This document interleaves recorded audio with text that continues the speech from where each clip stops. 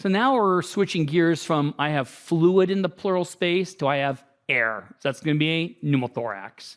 So when we talk about pneumothoraces, the question is always why? Why did they get it to begin with?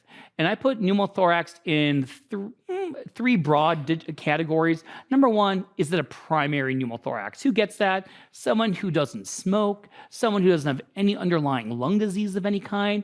And if you had to describe who gets kind of these spontaneous pneumothoraces, you'll probably describe them as what? Tall and slender. And if you look at their chest, they have that pectus excavatum. So very Marfan-y, Klinefelter-y looking type people will get this, unfortunately. If you have a secondary pneumothorax, you are going to have underlying lung disease. You know what I mean? You are going to have emphysema or something, or you're going to be a smoker. And then, of course, there are infections that can cause pneumothoraces too. And do you folks want a little pearl for the board exams? Can I give you a pearl? Okay, here's my little pearl for you. What is a common pulmonary infection, especially in immunocompromised patients, that give you spontaneous pneumothorax? The answer is PCP pneumonia. Pneumocystis jirovecii. And you know why it's interesting about it? If you say the words, what is it called? Pneumocystis. So when you get the infection, what develops in the lung? Cysts. And what happens to these cysts? They rupture. So keep that in the back of your mind, okay? Another category of pneumothorax is always going to be traumatic. You know what I mean? Like, me and the fellows, we're going to put in the central line sometimes.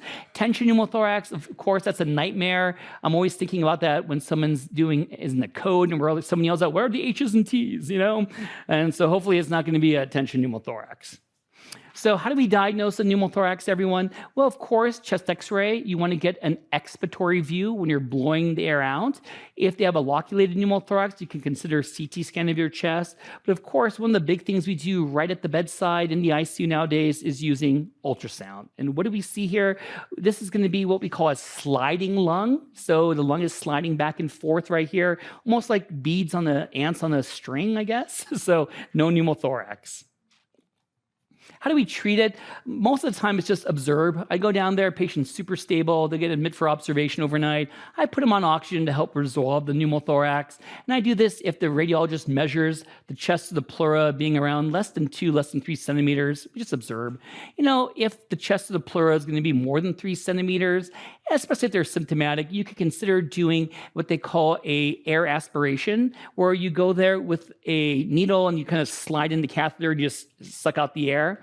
But most of the time at that point, we're probably going to do a chest tube. And it may go in with a Heimlich valve.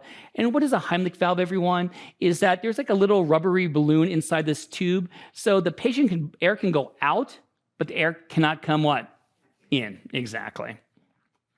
And so when we talk about if I do want to place a chest tube, in the olden days, it was very, very barbaric. Nowadays, we use a Sellinger technique, or when I'll go in there with just a little needle, I'll put in the wire, and then I'll slide in the catheters and place the chest tube.